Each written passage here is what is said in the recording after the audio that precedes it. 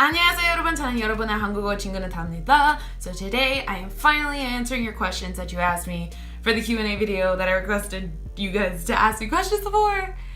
Anyway, so right now we are looking at just the questions that were asked on Instagram because I tried to film this video with all the questions and it was crazy long. So we're gonna do it again, but just Instagram. So I will answer the YouTube comment questions in a different video, and I'm gonna try and like time mark everything in the description box. So if you just want to skip to your question or you're only interested in certain questions, you can go right to it. And if they're not in the description box, I couldn't figure it out. Okay, anyway, let's go ahead and get started with these questions. Okay, so I totally printed out y'all's questions because I film on my phone. Okay, anyway, so our first question is from Anna. That's a nice name. That's my sister's name. Okay, anyway, you didn't ask that. But Anna asked, any tips or advice that you could give to someone who is trying to move to Korea? Yes. Okay, so I recommend always staying open-minded, and you're probably like, I know that, but I don't know if you have ever been in a foreign country for an extended amount of time, but for me, when I went to Korea, everything was great, right? And then after a month, I started getting very frustrated with some like aspects of the culture or the way of life there. And I don't know, like, just, I guess, like, how do I say this? Just like, keep going. Like, just keep swimming, right? So eventually those things didn't frustrate me anymore, or I began to understand why things were a certain way. So yeah, just always be open-minded and feel free to ask questions, and yeah, just understanding why Koreans do something a certain way might actually help you feel less frustrated. Because personally, I feel like I'm a very patient person, but after a while I'd be frustrated with like just little things that just piled up. So yeah, those are my little tips, I guess. There's like one in there, but yeah. And then if you can find a Korean who is genuinely interested in helping you like navigate through the Korean way of life, that'd be cool too. So yeah. All right. Anna also asked, have you ever been interested in auditioning for an entertainment company in Korea? No. Okay, so I can't sing or dance or act. And even if I could, I don't think I'd be interested in being like in an entertainment company or like a K-pop group, just because I like independence and making my own decisions. Because I don't know, that life seems like you have to be very, very dedicated to it, and I don't think my can't speak. I don't think my like what I want to do with my life does not match that of like K-pop idols. All right, so to the next question from BC Books. So BC Books is actually a YouTube channel that you can check out up here. She does like bullet journaling and book reviews and like sometimes like DS game reviews, so you can check her out up here. Anyway, so she asked, what are your updated resources for learning Korean? Are you going to be pursuing Korean in any way? What does the future hold for your channel? That was a lot of questions. Okay, anyway, I'm gonna have to reread them while I answer this. Anyway, so what are your updated resources for learning Korean? Updated resources would probably be my YOUU books for, I guess I call them level 3 YOUU books. I got them this summer and I just started using them like literally earlier this week. So far, I like them. I'll give you guys a review when I finish them. But yeah, you'll probably see Instagram posts of those books soon. Another thing would probably be my Korean friends. Okay, so from my host university, 2 students came. One of them I already knew and one of them I didn't know, but we've been hanging out a lot, so it's pretty cool because my relationship with them is different from my relationship with my Korean friends from last semester. So this semester, these girls actually speak more Korean to me than the boys did last semester. Not sure why, but they do. So it's funny because they'll call me a lot, like on the phone, and then it'll be like half English, half Korean, and I'll like stutter, like, because like I'm not expecting it, just comes out of nowhere. But yeah, so that's been kind of that's been helping me a lot. And then this isn't updated, but you guys know that I make those like learn Korean with K-pop videos, so just going through those songs is actually helping me learn a lot of vocabulary. So yeah, those are my top 3 right now. Oh wait, you had more questions. Okay, so what are you going to be... I'm gonna assume this question is asking if I will continue studying Korean. Yes. Okay. And then if it's not, you can just ask me down below and I'll give you like an actual answer. Yeah. All right. And then you also asked, what does the future hold for your channel? Definitely more lyric videos. I totally need to catch up on y'all's requests.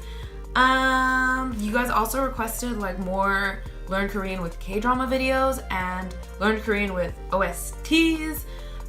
So those will be coming out. More secret resources to learn Korean because I haven't done one of those in like a month or so, and I actually really like doing those.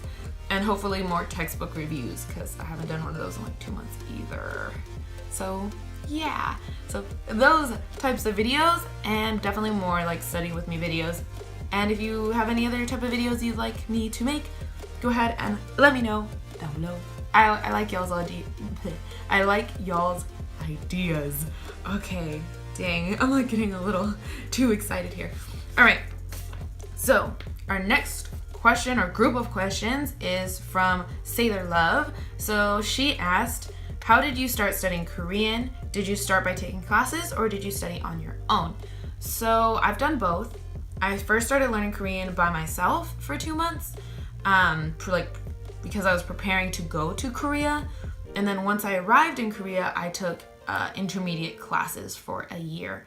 So I've done both. Personally, I definitely prefer studying on my own just because classes, you know, they're actually like at a certain pace and sometimes you're like, I get it, or you're like, I don't get it, and you just have to get through it. Also, I found that classes are less interesting than if you learn by yourself. But then again, if you're someone that needs like more, that can't keep yourself accountable, classes are great because the teacher will keep you accountable. But yeah, so I have definitely done both. And then you also asked, when did you feel that your Korean skills were improving? Definitely in the beginning when I first started learning Korean, because there was that obvious jump of not knowing Hangul to knowing Hangul. And then another big jump was when I was able to form sentences in Korean and not be corrected. So like I told you guys, like I use Hello Talk. So when I was first learning Korean, I just jumped in. I was like, Hello Talk, boom, I'm here, you know, and I was trying to have conversations with Koreans, and I remember at first they were always wrong. Like they would give me corrections all the time, which is great. I am so thankful, that helped me. But like I was like, ah, dang, like I'm so bad at Korean, like I'm never gonna be good at this, right? And then eventually, as time went on, I stopped getting corrections on like those like beginner like sentences and stuff. Another time that I really noticed that I was improving was when I was able to put 2 verbs in one sentence. Now that sounds a little silly to me, but at the time, putting 2 verbs in one sentence was like mind-blowing. So that's definitely when I noticed that I started to improve. I went from not being able to really have a conversation in Korean to being able to talk about like what classes I was taking or why I was learning Korean. So definitely at that point in time. And then you said, I know you have been to Korea, so I would like to know one thing about Korea that you wish existed where you live and vice versa. It can be a shop, a food, or something about the culture. So I live in the United States, for those that didn't know. Something in the US I wish we had would definitely be the amount of respect that goes towards like people that are older than you or in like a higher position than you. Maybe not to the extent that it is in Korean culture, but yeah, I wish we had more of that, just because I've seen a lot of like younger people or people who don't have the right to be speaking a certain way, someone that's older than them. Like just, I've seen younger people be rude to older people and it just irks me. So I wish we had that, and then I definitely wish we had cute things, and I wish it was okay for older people to like cute things. So I really, really love cute things. So like this is my Ryan cup, right? I like carrying this around and I feel like sometimes people judge me because it's so cute. And then I also really like cute like phone cases, like that's an addiction of mine. So I wish we had more of those types of things in the US, and that it was okay for older people to like cute things like it is in Korea. And then in Korea, that is in the US. Okay, so I actually wrote down some answers for this because I had to think about it for a long time. So in Korea, everyone has like, there are limited types of styles, like clothing styles in Korea that you can choose from. So there's like the really feminine type, right, with like the tennis skirts and like the cute like floral shirts. And then there's more of like a hip hop style, you know, like K-pop, hip hop style that you can find.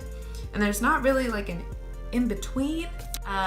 So after I was there for some time and I wanted to buy clothes, it was hard for me to find like my personal style. I would have to like just pick kind of a Korean style because you could literally find the same exact shirt at every single store.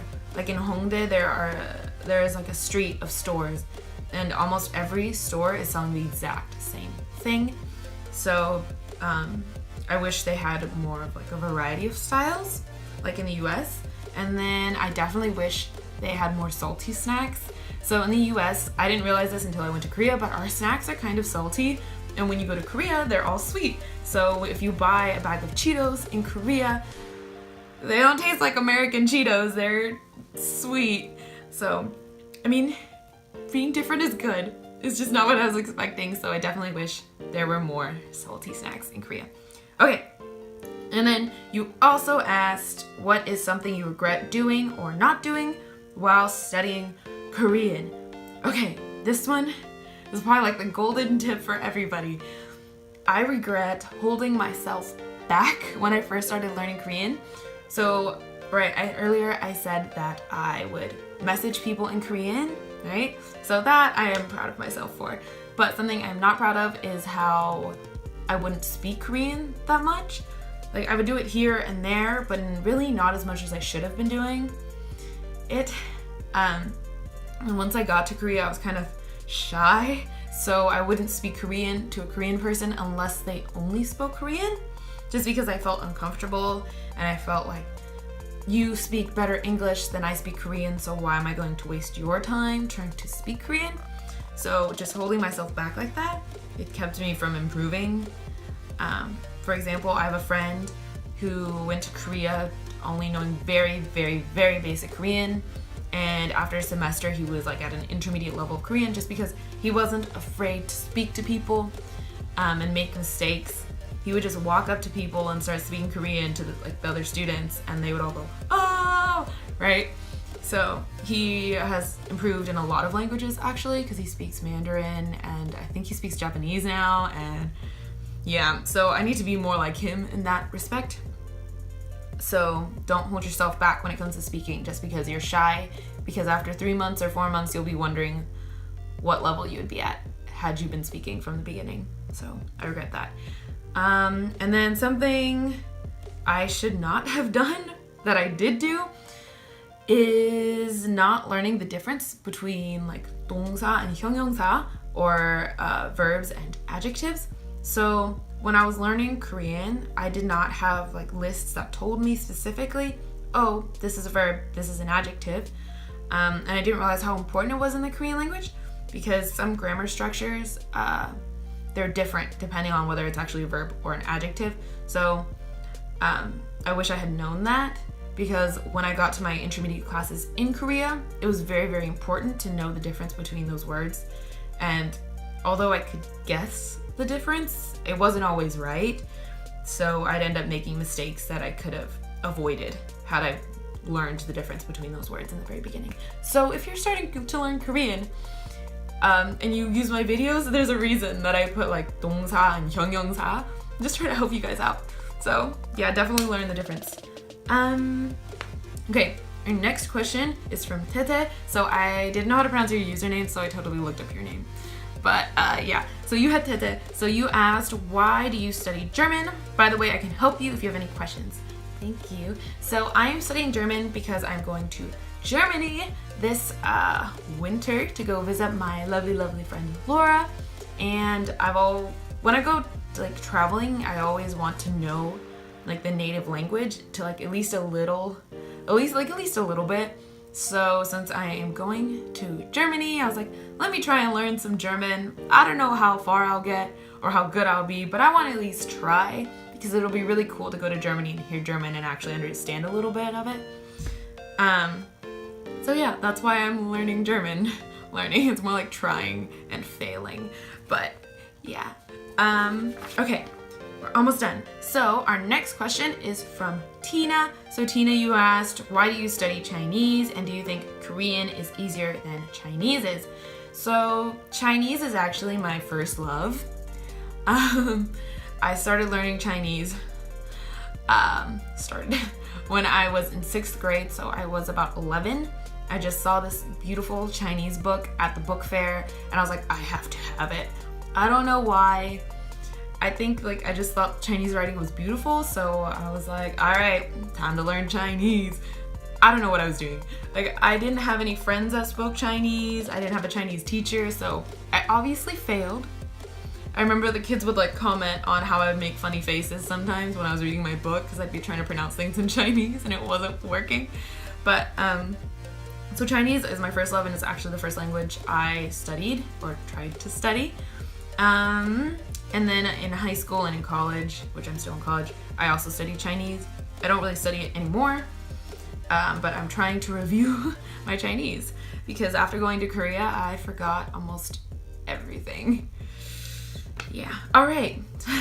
Anyway, so that is why I'm studying Chinese, just because, I don't know, I like it. And then you asked, which one do I think is easier? When I first started learning Korean, I thought Chinese was much, much easier. I think it was just because I was better at Chinese at that point in time. I was like an intermediate level.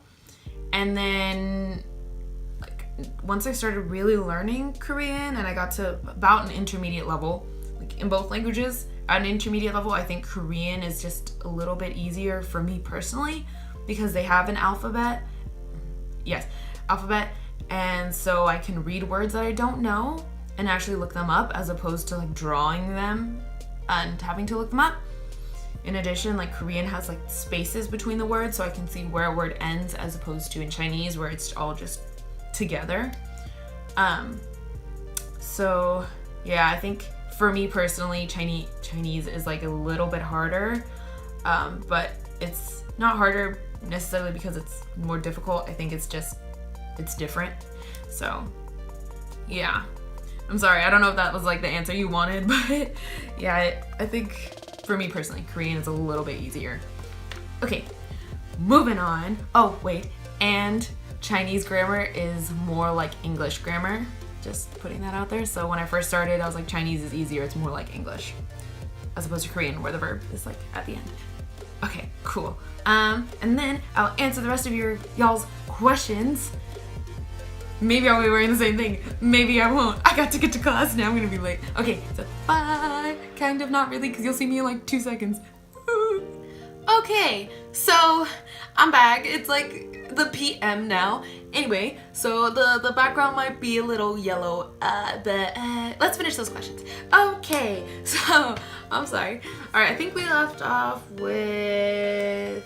Okay, found ya. All right, so BTS Army Fandom 2415 asked, I want to study Korean, but I'm having difficulties. What resources or websites do you prefer that will help? Yes, I'm going to assume that's what you meant. I'm going to assume that you're a beginner, so I would definitely say talk to me in Korean. How to study Korean, it's in lessons like Talk to Me in Korean, but these lessons are a lot longer and they give, in my opinion, better explanations of the grammar points with a lot more examples, and they have a vocabulary list with like each lesson. So if you're not liking Talk to Me in Korean, try How to Study Korean. Or if you're using that, try Talk to Me in Korean. I would also recommend the Clear website, and I'll link it down here. They are the publishers for integrated Korean, so if you're not wanting to buy the textbooks, you can go on that site and look up the PowerPoints that go with the books. So you'll still see all the examples, all the grammar points. It just won't be, you know, a book. What else? And if you don't use Memrise or Quizlet, use Memrise or Quizlet. It'll help you remember words. Personally, I like Memrise because it uses spaced repetition. So right when you are about to forget a word, or when people tend to forget new words, it'll tell you need to review it, and then once you review it, you'll remember it longer, and that's basically how the whole app works, or the whole website, whichever you choose to use. And then they also have like different courses on there, so integrated Korean's on there, and I think the first 4 levels of Talk to Me Korean are also on there. So definitely check out those websites. Do whatever works for you. And I guess I'll link everything in the description box just to help everybody out, right? Awesome. I hope you find that helpful. All right, moving on. All right, so our next question is from Jenny. Jenny also has a YouTube channel, which you can check out up here. I think at this point in time, her most recent video is a makeup tutorial. So yes. Okay, so Jenny asked, do you believe in the law of attraction? All right, so I actually didn't know what this was until you asked. So I did a little bit of research, like 10 minutes, and from my understanding, it's like a way of thinking. It's like a positive mindset. And if I understand correctly, said positive mindset makes you it seems like if you think positively, your life will be good.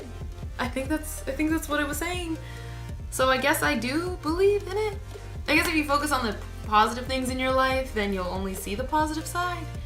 And your whole life will be nice, as opposed to focusing on the negatives and always being upset. So I guess so. Okay, if I misunderstood that, you can definitely tell me down below. Let me be educated. Anyway, so our next question is from Shai. I hope I said that correctly. But Shai, you asked, what is your favorite pastime? So other than studying languages, I would say listening to music.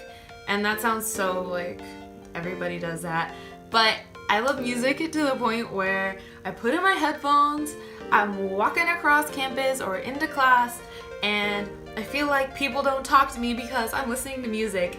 And I could, just stop listening to music and sit in class and talk and before iPods and iPhones became a thing, but no, I would rather listen to Jimin sing serendipity than talk to you. Just kidding. But you know what I mean, right? You're in the middle of a song and you're jamming in your head and you don't want to take it out because I don't know you. Jimin is more fun to me right now than you. Whoever you are. I don't know, maybe you're awesome. I mean, you probably are awesome. I don't know why I'm talking to this space next week. But yeah, so I really like listening to music. Another thing is probably learning about business stuff. So I'm a business major, and I really like watching YouTube videos about how entrepreneurs can grow their businesses. So yeah, I like entrepreneurship stuff, and then marketing stuff. Those aren't my majors, but neither of those are my major. But I like looking at that kind of stuff on YouTube and blog articles, but mainly YouTube. Yeah. All right, moving on. So Osas, I hope I said that correctly. You asked, how do you motivate yourself to learn Korean if you don't want to? So a lot of you guys have asked about staying motivated, and there'll probably be a video at some point. I've tried to make this video before, and I didn't like it. Anyway, so my number 1 tip is to take a break when you need a break. So if you're not wanting to study Korean, don't study Korean. Don't make Korean into something that you hate. You know what I mean? For me, school turned reading into something that I don't really want to do outside of class, if that makes sense. So don't make Korean something that you don't want to do by forcing yourself to do it, but at the same time, do it. That makes sense. So when I came back from Korea, I did not study Korean for about 2 months, speaking of in the summer. I didn't study for 2 months, and then that month before I was going back to Korea again, I studied. I don't know why. Maybe I was all Koreaned out. I don't know. But I didn't want to study, so I just didn't do it. And then when I went back to studying it, like nothing had happened to I probably forgot some words, but not to something that was like crazy. I remember the grammar points just fine. My Korean honestly felt like it was at the same level as when I had been studying it 2 months prior, if that makes sense. So take a break. Another tip that I would give you is to keep like a journal. So I have a journal from when I was in Korea, and let me tell you, when I open it, it's like embarrassing because I just see misspellings all over the place. I see grammar points being used incorrectly. And it's funny because at that point in time, I didn't feel like my Korean was improving at all. And honestly, during my whole time in Korea, I didn't feel like I was making humongous jumps in my Korean abilities. So looking at it now, it's really nice. It's really comforting to know, okay, I thought I wasn't improving, but obviously I was, because I can see the difference between my first semester in Korea and my second semester. So just have like a diary that you can look like back on later. And then remember why you're studying Korean.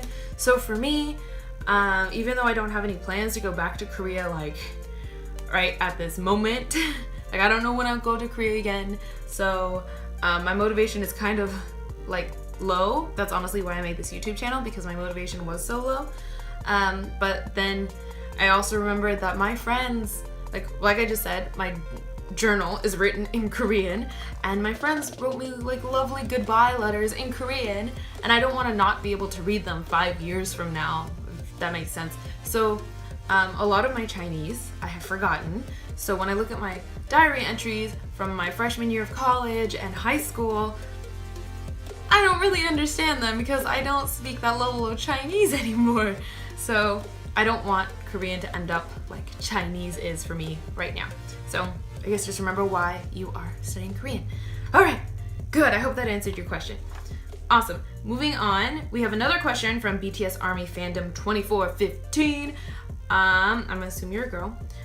She asked, I want to read, write, speak, and understand Korean, but what can I do to help? Practice. Practice, practice, practice, practice, practice. Use like an app like Hello Talk or Pen Pal websites or any other apps that you find like useful, I guess, and just start speaking with native speakers or the Koreans that are around you. Because once you start speaking, you'll be using all the grammar points and all the words that you have been studying and putting them together in like your own thoughts, and that will help you remember both those words and grammar points longer.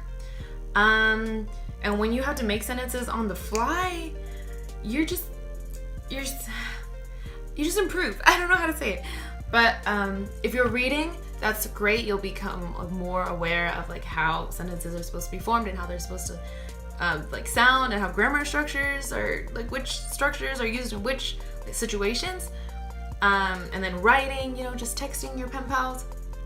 And speaking too, if you can send them voice messages, the more power to you. Because once you start speaking, like for me, speaking is definitely the hardest, because it takes me a little while to think about it. When I see it written down as I'm texting, it's easier for me to get that Korean out as opposed to speaking. So just start speaking with native speakers, either online or in person, because you will learn faster. Okay, moving on, we have a question from Jennadesu. She said, do you have any tips for learning more than one language at a time? Yes, definitely like stack your languages. So right now, since I'm trying to review my Chinese, I have 2 lovely, lovely books that are written in Korean that are teaching me Chinese. Well, they're supposed to teach Chinese, but it's, as a review for me. But anyway, so that's how I am reviewing my Chinese, is through these Korean books so that I can study Korean while reviewing my Chinese. So it's quite easy. It's like how to reserve a hotel room or like how to get somewhere, so I can understand that in Korean. And then I'm also learning German, right? So I've been looking at a lot of Korean YouTube videos that are teaching German. Yes. So again, since I like speak no German at all, it's very easy for me to understand what the teacher is saying. On occasion though, I do find Korean words I don't understand, so I'm still, you know, learning Korean.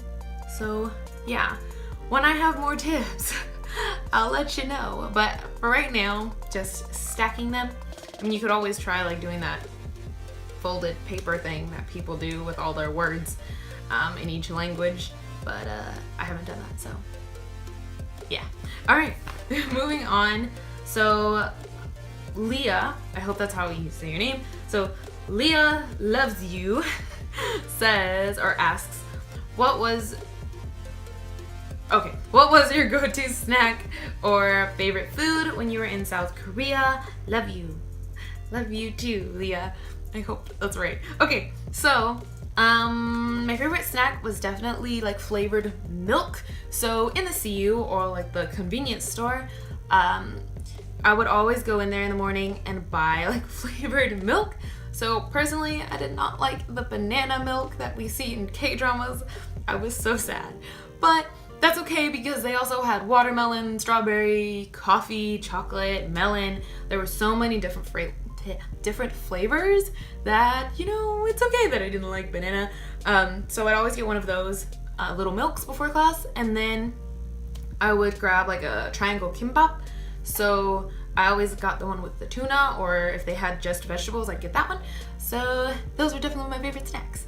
I also really liked the Nutella waffles. It's not very Korean, but they served them on campus and everybody loved them. So it was basically a huge waffle, and one side was whipped cream and one side was Nutella, and they just squish it together and it was like beautiful.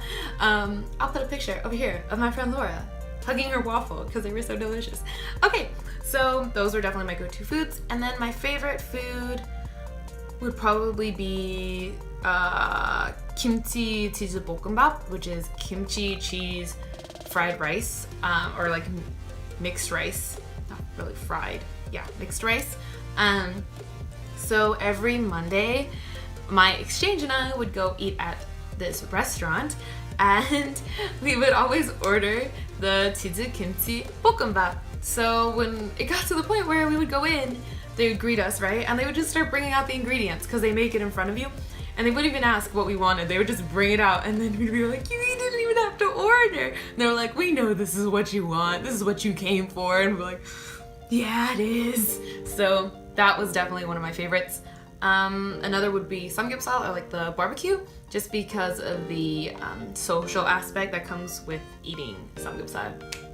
So yeah, and a third one would be like 닭갈비 with ramen and cheese, which is basically like cut up chicken, vegetables, a special sauce, yeah, and then you can add things. So we would always add like cheese and ramen, so it was just delicious. If I have a picture, I'll put it here so you can know what I'm talking about, but it was really, really good. Okay, moving on from food. So let's see, our next question is from Janice, and Janice asked, do you have any pets? I do. I have a lovely, lovely Cocker Spaniel mixed named Mina. Yeah, you can see her here. Awesome. So our next question is from Sarah. Sarah asked, what do you miss the most about Korea? And what was the hardest thing about living there? So the thing I miss the most is definitely the people. Since I was there for a year, I made a lot of relationships with just the community because my school was in, you know, the countryside. So I don't want to say everybody knew everybody, but as a foreigner, you stick out a little bit more. So I feel like I knew a great amount of people. So I miss like all my suite mates, because in my dorm, there was 12 of us in one like dorm room, kind of. So there was 11 other people that I was like sharing a living space with. So I miss all those people, all 12, 10, should be 10, 12, 10. Yeah, okay, all 21 of them. No, 20 of them, because myself was in those groups twice. Okay, because they like mix this up, so. I miss all those people. I miss my roommates. I miss like my squad, my like international squad, and the people from my church, and that restaurant that I told you guys about just a second ago with the kimchi cheese bokkeumbap. I miss the ajumas that work there, because every time I'd go in, they'd get all excited, and I don't know, I just miss everybody, like the shop owners, and yeah, that's what I miss the most about Korea. And then the hardest part about living in Korea was definitely when I realized I was never gonna fit in. So I don't look Korean. I think we can all agree on that. So there came a point when I realized that no matter how much Korean I could speak, no matter how much I understood the Korean culture, or no matter how much I acted like Korean, if you will, I was never going to fit in. So while being abroad, there came like a time where I started to realize just how much I felt a need to fit in, I guess. I'm not saying that like I wanted to be super Korean or something, but I guess being in America, you can fit in by, there's so many different groups that you can fit in, but in Korea, everyone looks a certain way, and if you don't look that way, you kind of don't fit in, right? And I'm obviously not Korean, so it was kind of hard once I realized that I was never gonna fit in. Like being always referred to as, oh, my foreigner friend, or oh, look, there's a foreigner, or like people trying to take pictures. Like, I don't know. Like after a while, I felt like that was my home, but my home was rejecting me, if that makes sense. So that was definitely the hardest part. And then Sarah, you also asked which K-pop groups and artists are you into at the moment? So my favorite groups don't really change. So you guys know BTS, Winner, GOT7, Girls' Day. Those are my like favorites. But I guess my newer groups would definitely be Day 6. I also like ONE. And then I've been listening to Taeyang's album a lot. I don't know, I listen to a lot of songs from like different artists, so yeah. I hope that answers your question. All right, moving on. We have a question from fruity.poppin. That's so cute. Fruity.poppin asks, do you have a role model in life? Yes, her name is Sheryl Sandberg. She is the chief operating officer for Facebook. So I read her book when I was a freshman in college. I think it was my freshman or sophomore year of college, and it's called Lean In.